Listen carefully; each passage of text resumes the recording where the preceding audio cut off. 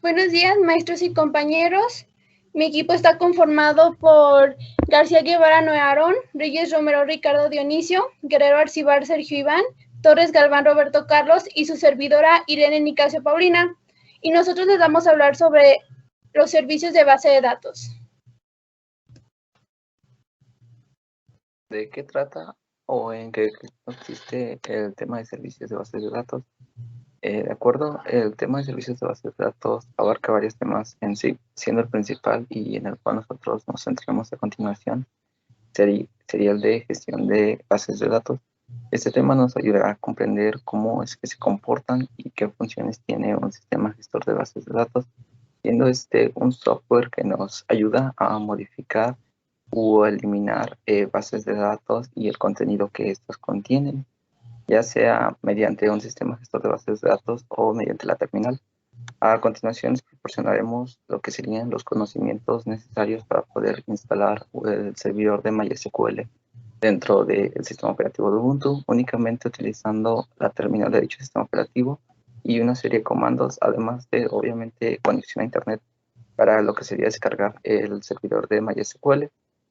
Por último, se mostrará cómo es que se puede gestionar una base de datos desde la terminal de Ubuntu mediante únicamente la terminal sin utilizar lo que sería un sistema gestor como lo podría ser Workbench o Emma o Canada.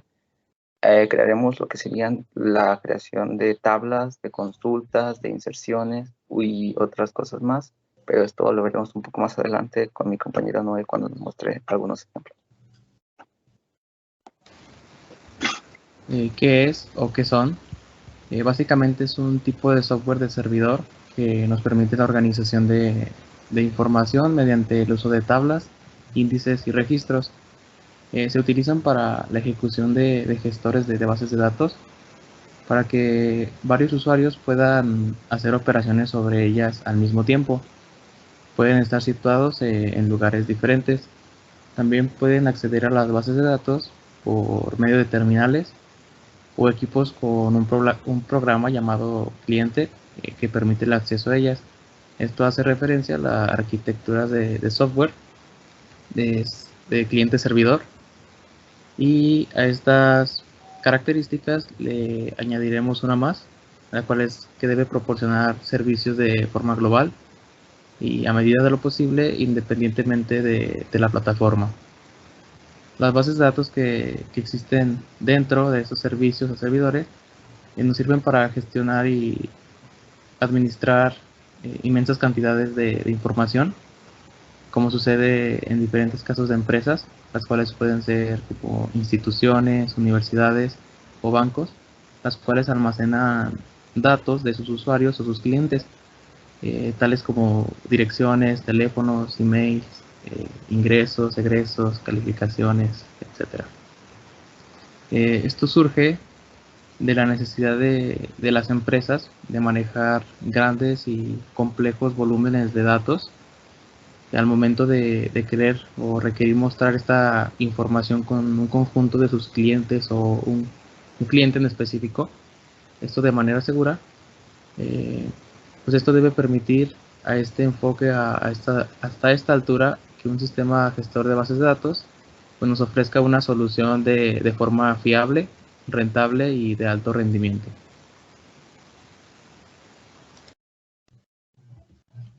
¿Para qué sirve? Pues prácticamente desde la terminal puedes hacer absolutamente todo, ya que es la forma más rápida y eficaz de configurar todo lo que necesites. Puedes acceder a tus bases de datos, puedes ver en lista todas tus bases de datos, puedes ver todas las tablas de una base de datos para saber qué campos tiene o de qué tipo son, revisar los datos, modificarlos, eliminarlos, crearlos, actualizaciones, etc. Pero no solo se trata de una terminal donde harás comandos SQL básicos, sino que también puedes realizar todas las operaciones que SQL te permita. Por ejemplo, crear nuevos usuarios, así como asignarles una contraseña, limpiar los permisos de los usuarios, más bien limitar los permisos de los usuarios. Por ejemplo, que solo te permita hacer select a una tabla de base de datos y al resto no, o hacer copias de seguridad de una base de datos.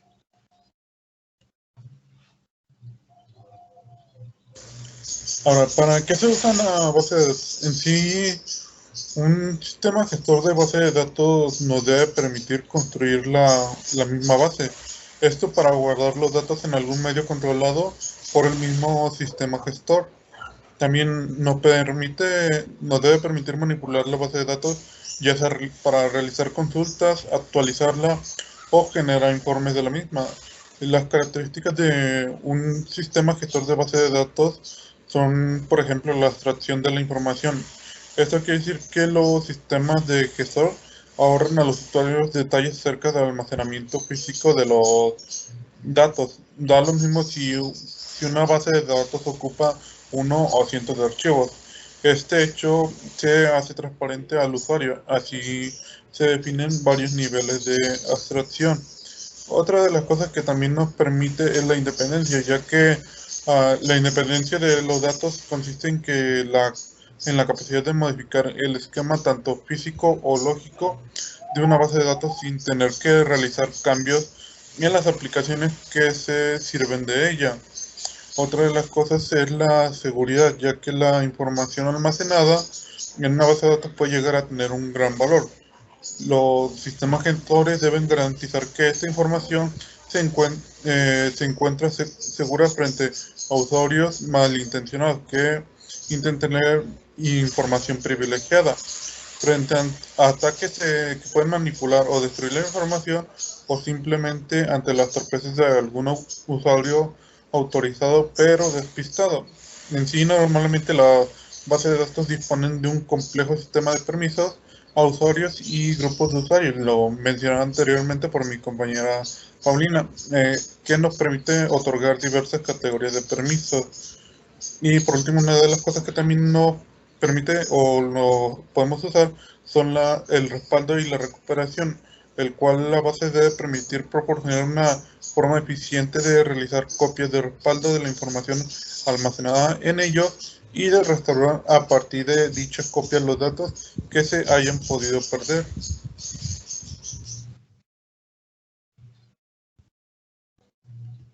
A continuación, mi compañero Noé les va a mostrar los ejemplos.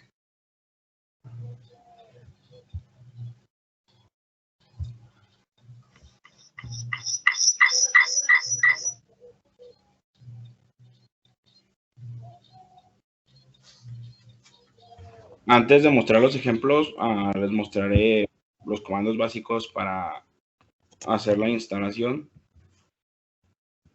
los cuales serán los siguientes.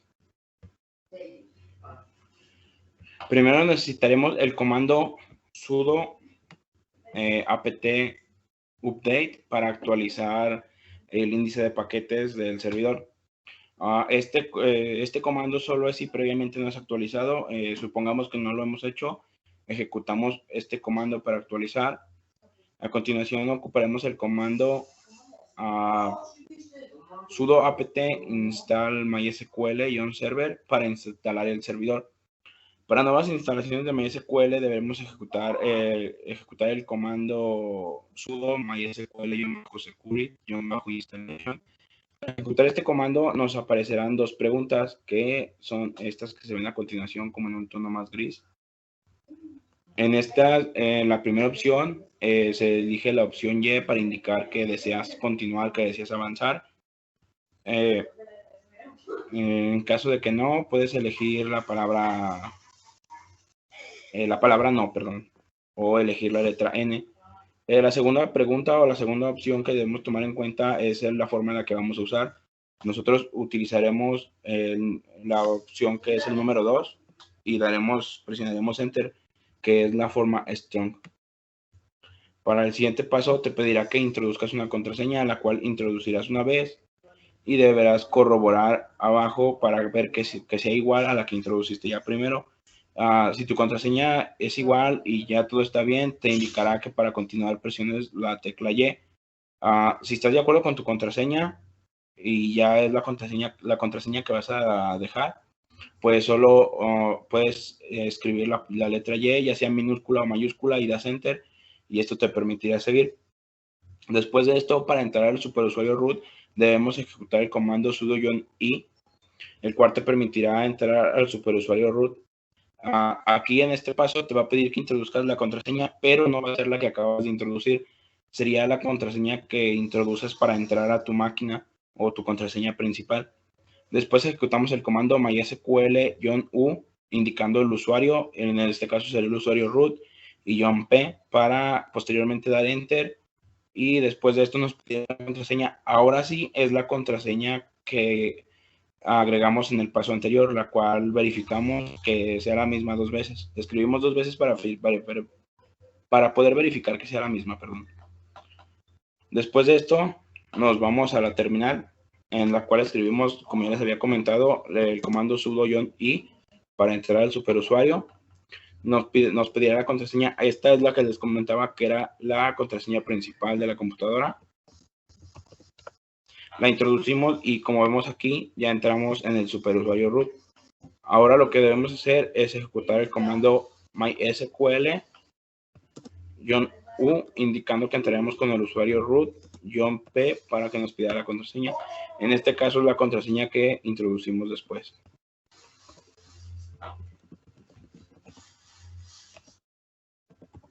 Una vez entrando y verificado la contraseña, se verá que ya estamos dentro de lo que es MySQL. Aquí lo que podemos hacer es hacer un comando, sería show databases, el cual nos permitirá ver las bases creadas. Aquí por default aparecen 4 bases, que son estas 3 en blanco y la siguiente que es sys. En este caso yo había creado una que se llama prueba 2, que era con la que estaba practicando, pero en este caso les mostraré cómo crear una nueva.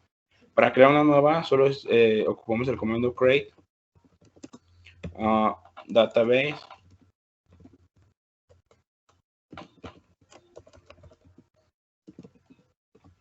y escribimos el nombre de la base de datos. En este caso le ponemos prueba. Finalizamos con punto y coma y damos enter, y aquí nos dice que ya nuestra base de datos ha sido creada. Para comprobar que ha sido creada exitosamente, ejecutaremos el comando show database y veremos que efectivamente ya está creada nuestra base de datos llamada prueba. Ahora, para ponerla en uso, usaremos el comando use y ponemos el nombre de la base de datos que queremos utilizar, en este caso prueba. Finalizamos con punto y coma y damos enter. Nos dice que ya está en uso, en la cual podríamos ver con el comando show tables table si tuviéramos alguna tabla creada, indicando qué base queremos ver. Perdón, no solo es show tables, porque ya tenemos en uso la base. En este caso, pues no nos muestra nada porque la base está sola, está limpia. Pero si nosotros creáramos una tabla con el comando create table, le damos un nombre a nuestra tabla, cual será cliente. Abrimos paréntesis y aquí hay algo muy importante para indicar qué campos tendrá nuestra tabla. Debemos indicarlos dentro del paréntesis, por lo cual vamos a indicar el nombre del campo seguido del tipo de dato. En este caso, toda tabla debe llevar un identificador. En nosotros será ID cliente, el cual será de tipo entero. Y como en este caso será nuestra llave primaria, debemos escribir primary key para identificar qué es la llave primaria y que el sistema sepa qué es la llave primaria. Para escribir el siguiente campo solo ponemos coma y escribimos en este caso el siguiente campo. Para mí sería nombre, igual espacio, y damos el tipo de dato, en este caso varchar, lo dejaremos de 30 y escribiremos el siguiente campo, en este caso sería apellido, igual con un espacio de 30. Acá va. Pero ya, miren, definimos que es de tipo varchar con 30 de espacio, y ahora sí damos enter y aquí nos dice que ha sido creado la tabla con éxito. Para demostrar que ha sido creada, solo ejecutamos el comando anteriormente Show Tables, y ya nos aparece la primera tabla creada, que sería cliente, y igualmente ejecutamos Show Tables para ver que ya está creada en cliente, empleado y producto. Para hacer una inserción para empezar a insertar registros en cada tabla, ocuparemos el comando insert into y ponemos el nombre de la tabla que queramos empezar a llenar, ya sea cliente, empleado, producto. En este caso empezaremos por cliente y escribimos la palabra values, abrimos paréntesis y vamos llenando datos. Aquí es muy importante, como tenemos los datos que son de tipo cadena, tienen que ir entre paréntesis. Para separar cada uno de los campos, solo ponemos el primero, que sería aquí el ID, pondríamos el 1, pues no es nuestro primer registro, coma, abrimos comillas y escribimos el nombre.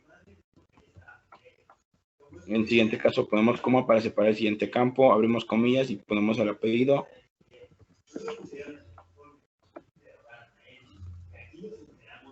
Y solo finalizamos con punto y coma y vemos que ya ha sido la primera inserción creada. Para identificar que se haya creado con éxito, escribimos el comando select, asterisco, la palabra from o el comando from, y abrimos nuestra tabla en la que hicimos la inserción, que es cliente. Finalizamos con punto y coma, enter, y como pueden ver, aquí está el primer registro. Para otro ejemplo, podríamos hacer una inserción en la tabla empleado, la cual pondríamos igual como sería el primer registro, ID 1, un nombre,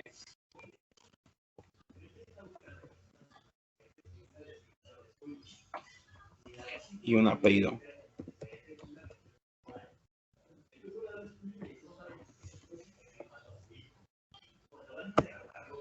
Igual un select a la tabla para identificar que se haya creado.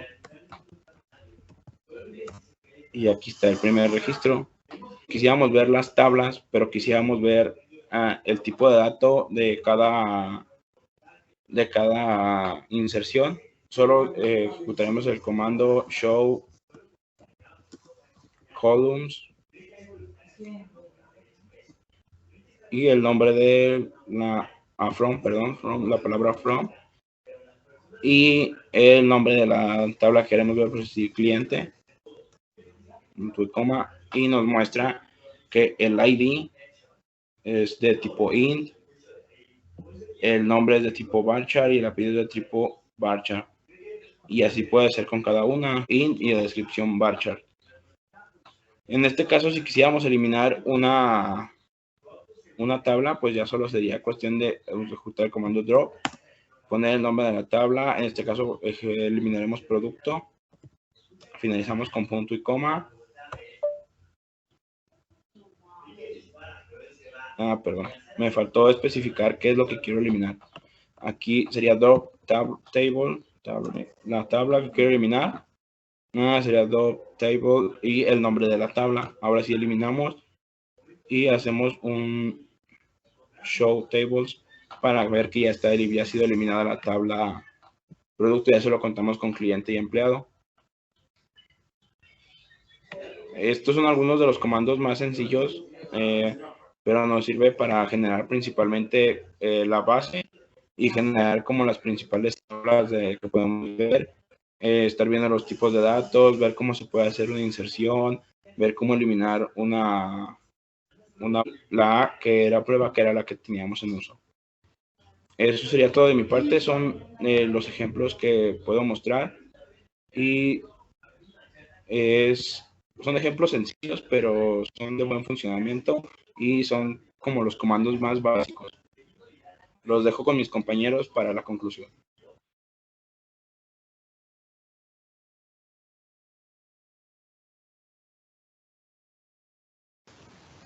Y bueno, para finalizar, a manera de conclusión general del equipo, válgame la redundancia, concluimos que los sistemas gestores de bases de datos nos generan un gran beneficio, ya que su utilidad nos facilita el manejo de la información, nos permite el control sobre nuestra organización y nos permite también el acceso a la información en diferentes aspectos y archivos del sistema. Estas tres características es lo que hace importante conocer y manejar estas herramientas para el momento que nos toque controlar la información de cierta organización, pues lo hagamos de una forma eficiente hasta eficaz. De nuestra parte sería todo. Espero les haya gustado y que tengan buen día.